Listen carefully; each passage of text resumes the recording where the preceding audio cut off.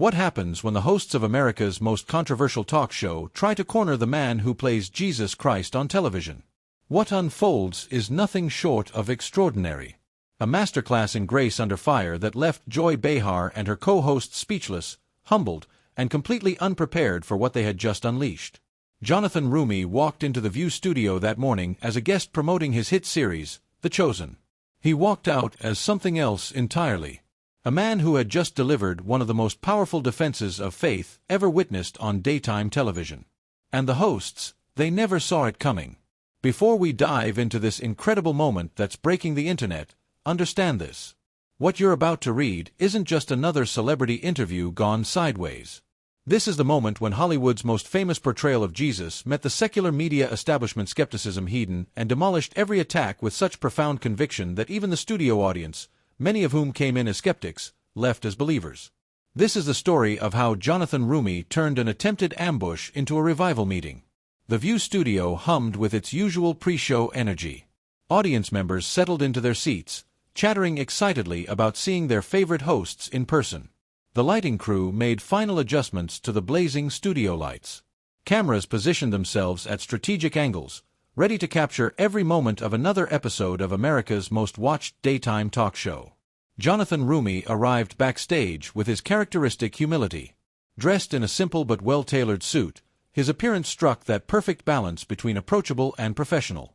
His longer hair and beard, maintained for his role as Jesus in The Chosen, gave him an unmistakable presence. But his warm smile and gentle demeanor put everyone around him at ease. Stage managers and production assistants found themselves drawn to him, struck by something they couldn't quite name. There was a peace about him, a calm that seemed almost otherworldly in the controlled chaos of a television production. He had been briefed by his publicist about the View's tendency toward confrontational interviews, especially when it came to topics of faith and religion. But Roumie, a man of deep and unshakable conviction, wasn't worried. He had faced hostile crowds before. He had stood firm in his beliefs through years of struggle in Hollywood, through poverty and rejection, through moments when giving up would have been easier than persevering. This interview would be no different. What Jonathan Roumie didn't know, what his team couldn't have known, was that the producers had specifically prepared questions designed to challenge, to provoke, to force him into defensive positions about religion, faith, and the controversial nature of claiming to portray Christ. They wanted conflict. They wanted viral moments. They wanted him rattled. They had no idea who they were dealing with. The interview began pleasantly enough. Roumie took his seat across from the panel, greeted by warm applause from the audience.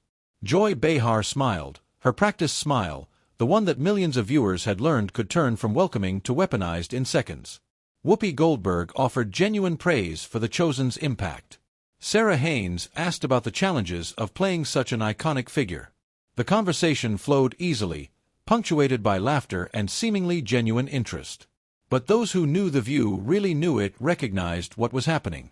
This was the setup, the calm before the storm. Joy Behar had been unusually quiet during the opening exchanges, letting her co-hosts establish rapport, create comfort, lower defenses. Her notes lay before her like ammunition waiting to be loaded. She barely touched her coffee. Her eyes tracked Roumie with an intensity that suggested she was waiting, calculating, preparing.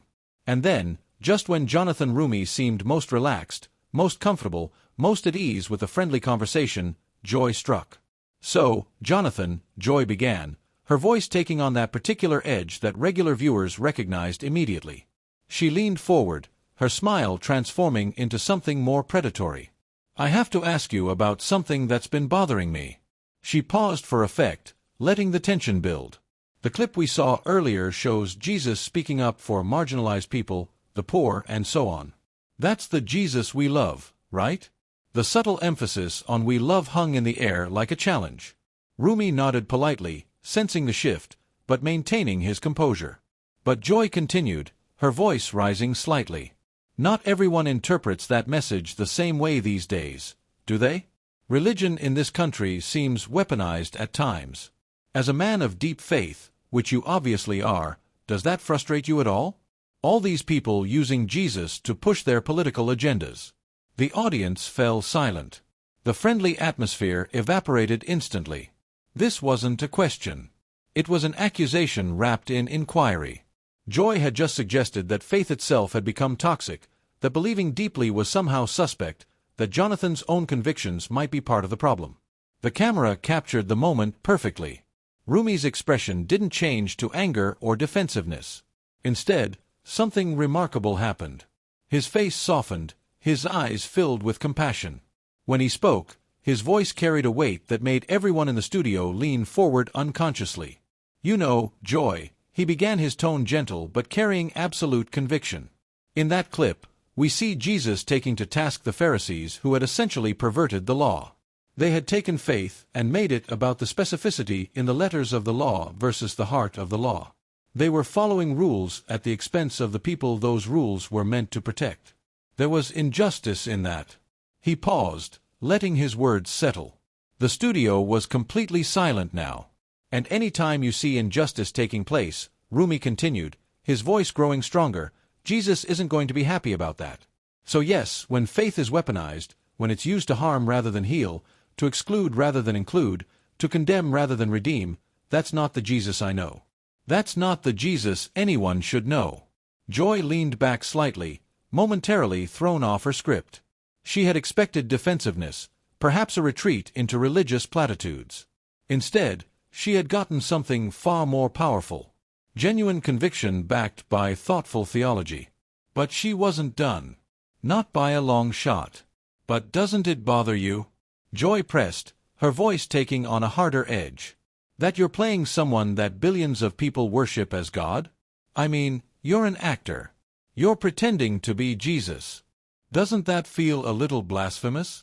Don't you worry that you're reducing the Son of God to entertainment?" The attack was direct now, no longer veiled in pleasant inquiry.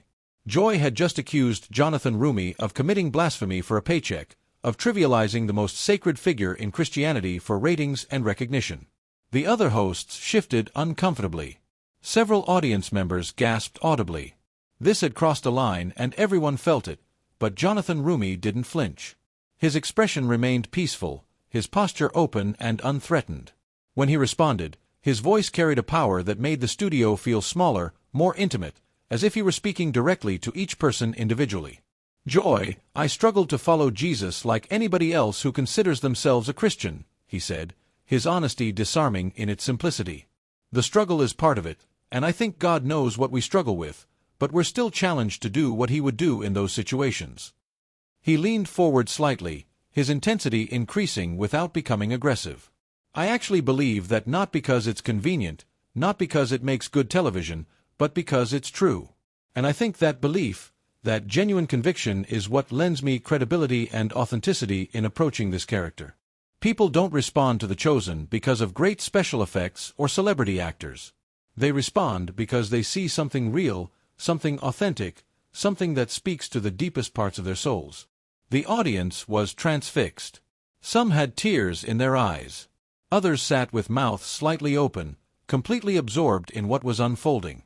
This wasn't entertainment anymore. This was something else entirely. But Joy wasn't finished. She had come prepared for a fight, and she wasn't going to let authentic faith derail her attack strategy.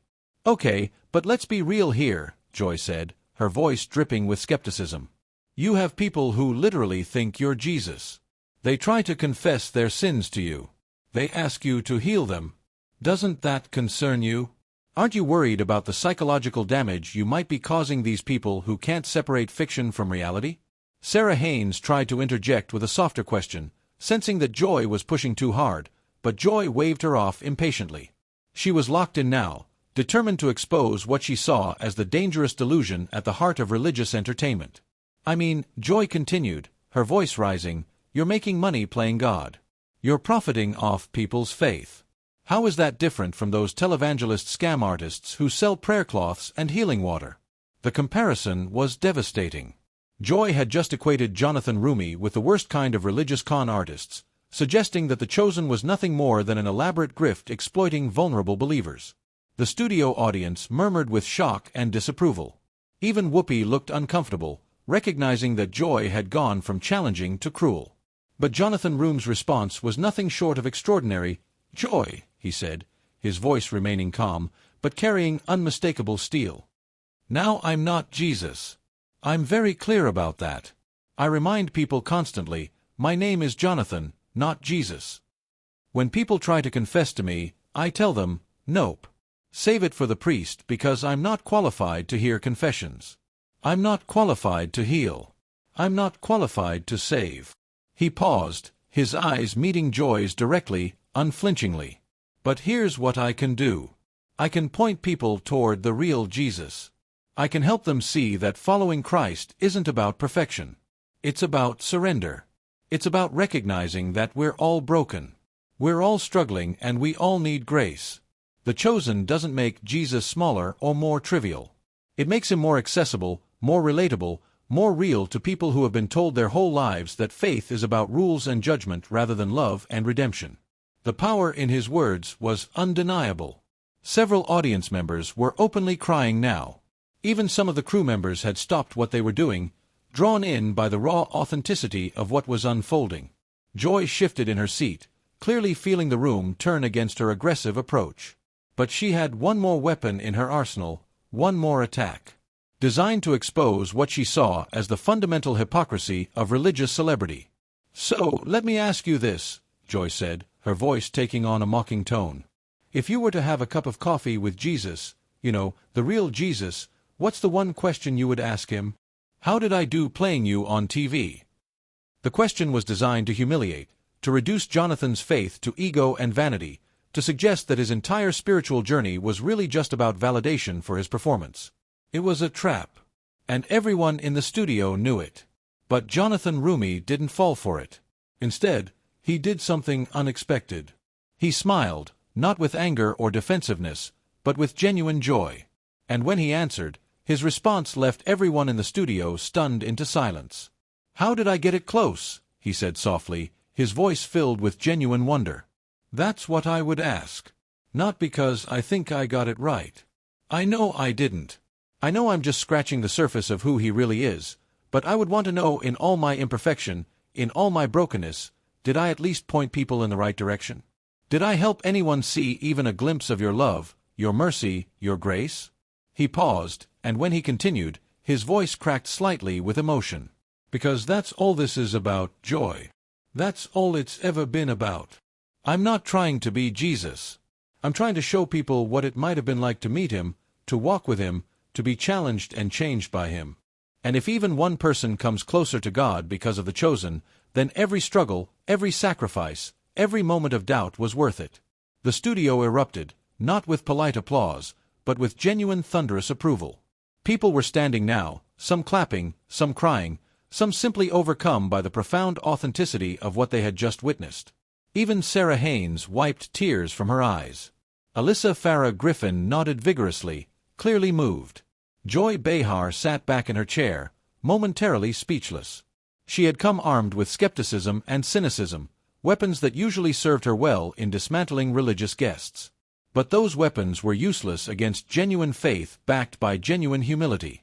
She had tried to trap Jonathan Roumie in contradictions and expose him as a hypocrite. Instead, she had given him a platform to deliver one of the most powerful testimonies about faith ever broadcast on mainstream television. But Joy wasn't quite done. Even as the audience applause died down, even as she recognized that she had been outmaneuvered, she couldn't resist one final jab. "That's all very touching," she said, her voice heavy with sarcasm. "But at the end of the day, you're still just an actor reading lines someone else wrote. You're not a theologian. You're not a priest. You dropped out of high school. What makes you think you're qualified to represent Jesus to millions of people?" The attack was personal and vicious. Joy had just questioned Jonathan's education, his credentials, his very right to speak about faith with authority. It was the kind of elitist dismissal that had become her trademark. The suggestion that certain topics were only for certain people, and actors who played Jesus didn't make the cut. The studio fell silent again, but this time the silence felt different, dangerous, expectant. Jonathan Roumie's expression changed for the first time. Not to anger, but to something more profound. When he spoke, his voice carried a weight that made the very air seem heavier. "Joy, you're absolutely right about one thing," he began, his voice steady and strong. "I'm not a theologian. I'm not a priest. I didn't go to seminary or get advanced degrees in biblical studies. He stood up slowly, the movement commanding everyone's attention. The cameras scrambled to adjust to the new framing. "But let me tell you what I am," he continued, his voice rising with passionate conviction. "I'm a man who was completely broke 6.5 years ago. I woke up one morning with no food, no money, no prospects, and no hope. I was on government assistance that had run out. I had tried everything in my power to make my acting career work, and I had failed at every turn." The confession was raw and vulnerable, but Jonathan wasn't seeking pity. He was building toward something. "And in that moment of absolute destitution, I did the only thing I hadn't tried. I surrendered everything to God. Not the polite, comfortable surrender of someone who's doing fine and wants to do a little better. The desperate surrender of someone who has run out of options and has nowhere else to turn." His voice grew stronger, more powerful with each word. "I said, 'God, you take this. It's in your hands now. I want whatever you want for me because clearly I don't know what I'm doing.' And that very day, I experienced a financial miracle that didn't make sense on paper. 3 months later, The Chosen came along. 3 months, the audience was completely silent, hanging on every word. So, you ask, what qualifies me to portray Jesus? Jonathan's voice filled the studio now, resonating with unshakable conviction. I'll tell you what qualifies me. I know what it's like to be broken. I know what it's like to be lost. I know what it's like to struggle and fail and fall flat on your face. And I know what it's like to experience grace that you absolutely don't deserve. Mercy that makes no logical sense, and love that transforms everything." He turned to look directly at Joy, his eyes blazing with passion but not anger. "You're right that I'm not qualified on paper. But neither were the disciples. They were fishermen and tax collectors and regular people with no credentials and no education. But Jesus chose them anyway, not because they were qualified, but because they were willing. Not because they were perfect, but because they were surrendered." Joy opened her mouth to respond. But Jonathan wasn't finished.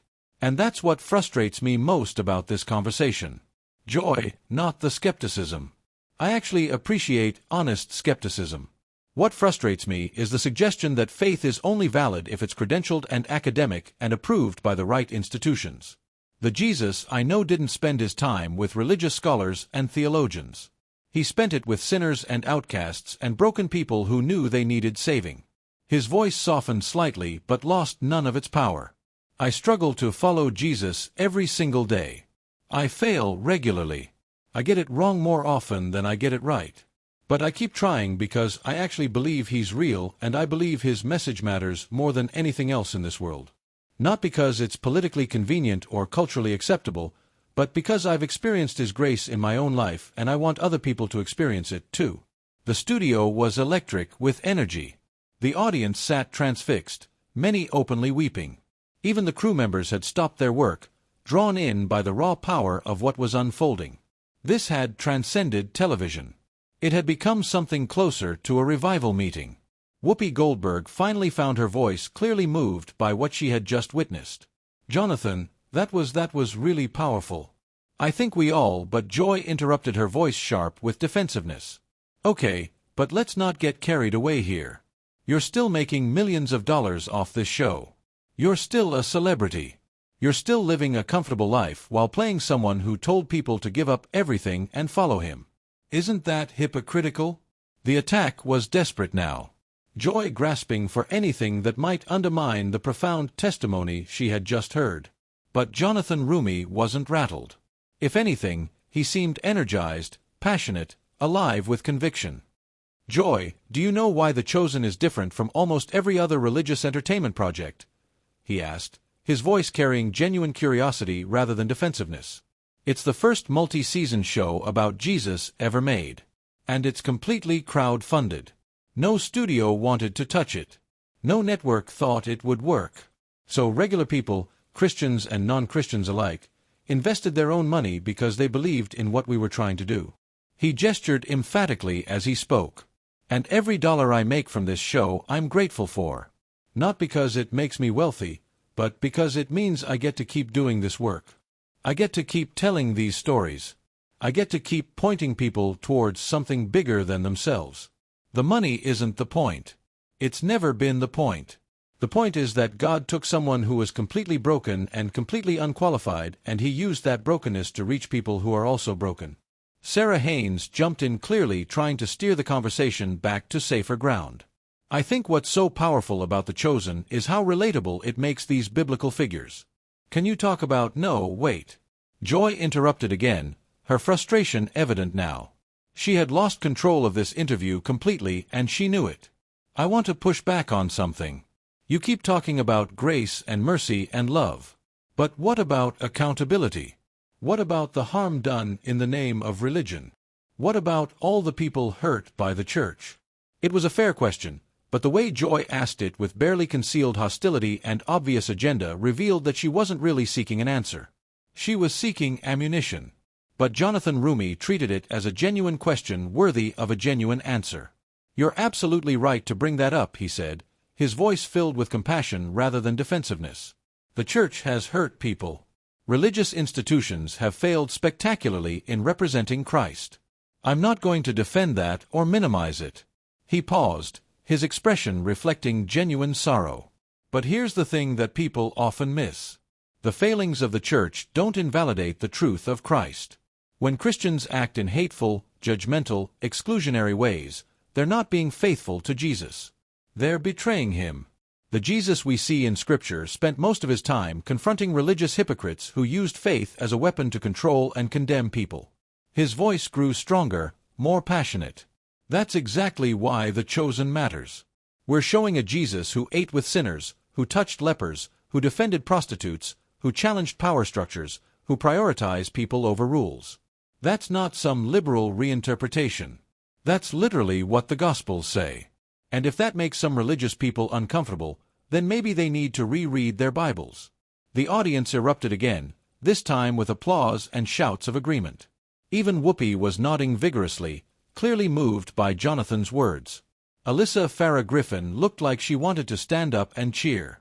Joy Behar sat silently for a moment, clearly recognizing that every attack she launched was being turned into an opportunity for Jonathan to deliver another powerful testimony.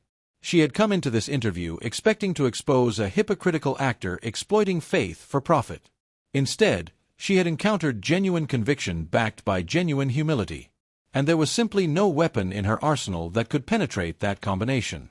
But Joy had one more card to play. One final attempt to regain control of the narrative and expose what she saw as the fundamental problem with religious entertainment. "Okay, Jonathan," she said, her voice taking on a more measured tone as if preparing for a decisive strike. "Let me ask you something direct. Do you actually believe Jesus performed miracles? Do you believe he literally rose from the dead? Or is this all just metaphor and mythology that makes for good storytelling?" The question was designed to trap him. If he said yes, he would be exposed as a religious fanatic who believes in magic and superstition. If he said no, he would be revealed as a fraud who doesn't actually believe what he's portraying. It was a classic force choice designed to make him look foolish either way. But Jonathan Roumie didn't hesitate for even a second. "Yes," he said simply, his voice carrying absolute conviction. "I believe Jesus performed miracles. I believe he rose from the dead. I believe every single thing the Gospels say about him." The studio held its collective breath. This was the moment when Jonathan would either retreat into qualified statements and careful caveats or stand firm in conviction that millions of secular viewers would consider absurd. He stood firm. "I don't believe it because it's convenient or comfortable," Jonathan continued, his voice rising with passionate intensity. "I believe it because I've experienced miracles in my own life. Not magic tricks or parlor games, but genuine divine intervention that can't be explained by coincidence or luck."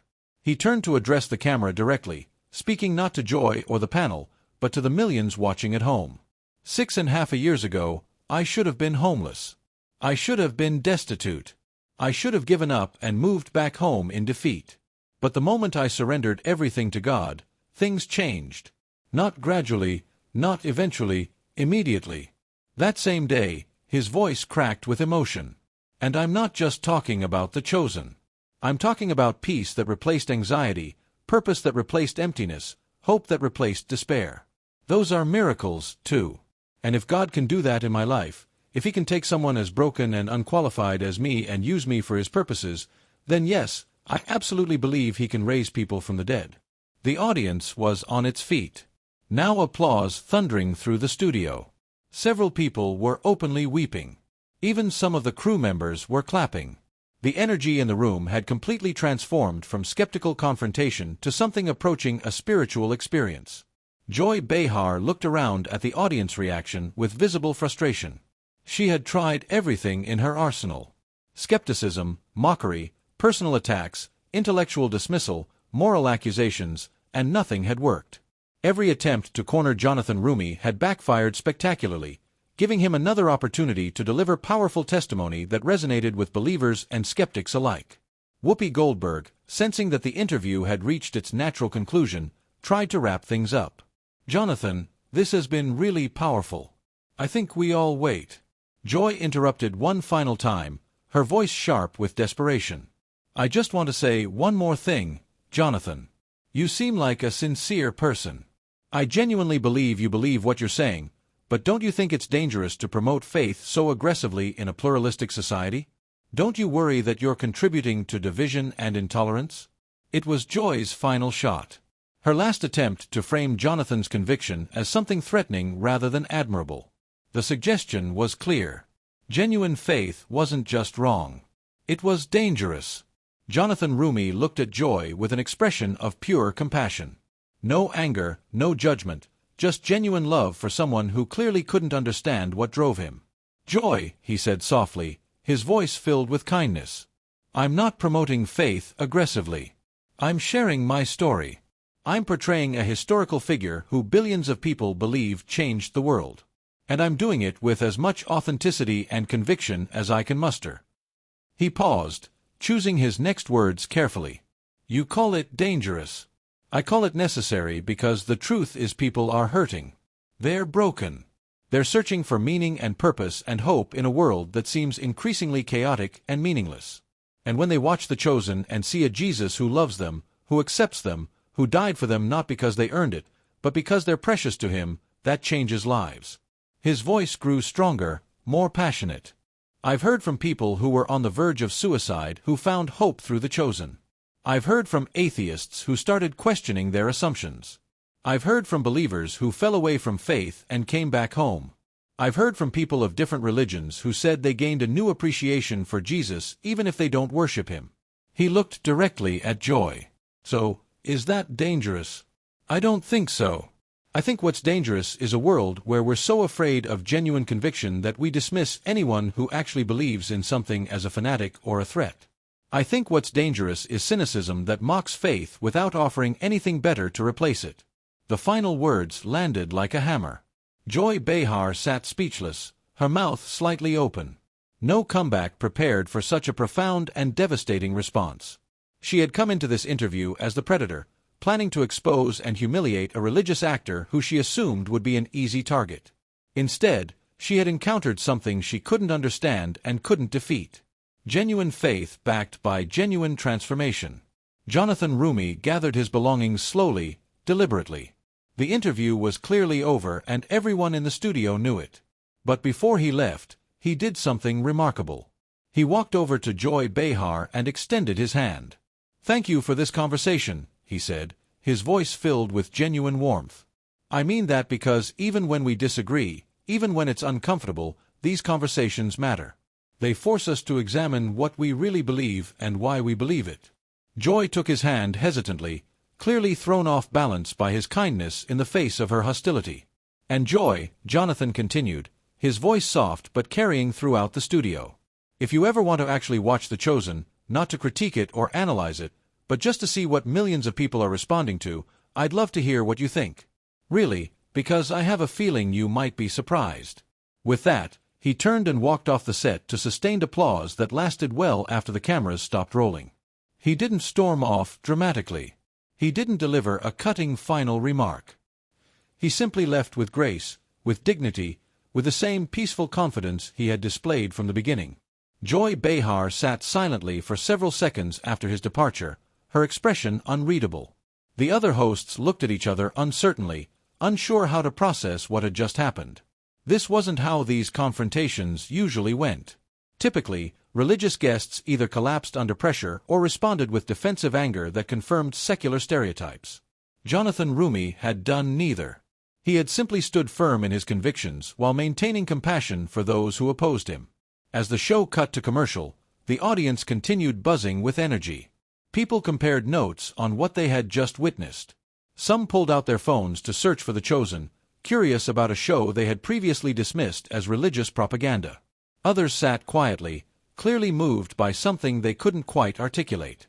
What started as The View's latest attempt to challenge and expose religious hypocrisy had become something else entirely. A testimony so powerful, so authentic, and so grounded in genuine transformation that it transcended typical television conflict.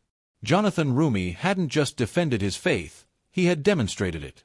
He hadn't just talked about grace, he had embodied it.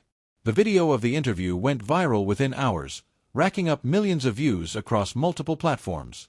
Conservative commentators praised Jonathan's courage in standing firm against secular hostility. Progressive Christians celebrated his emphasis on Jesus as champion of the marginalized. Atheists and skeptics admitted grudging respect for his authenticity, even if they disagreed with his beliefs. And countless viewers, people who had never heard of The Chosen or Jonathan Roumie, found themselves moved by something genuine in a world that often feels plastic and manufactured. Critics accused The View of hostile bias against religious guests. Defenders argued that Joy's questions were fair and necessary, but everyone agreed on one thing. They had witnessed something extraordinary, something rare, something that would be discussed and debated for years to come. Did Joy Behar go too far in her questioning? Was Jonathan Roumie's faith authentic or just good marketing? Can an actor truly represent Jesus without exploiting believers? Does genuine religious conviction have a place in secular entertainment? These questions continue to resonate. But perhaps the most important question is this. In a culture that increasingly treats faith as something embarrassing or dangerous, what happens when someone stands up and says, "I believe," without apology or qualification? Jonathan Roumie showed us what happens. And Joy Behar learned, perhaps for the first time in her career, that genuine faith backed by genuine humility is the most powerful force on earth. It can't be mocked. It can't be dismissed. It can't be defeated. It can only be witnessed. And millions of people witnessed it that.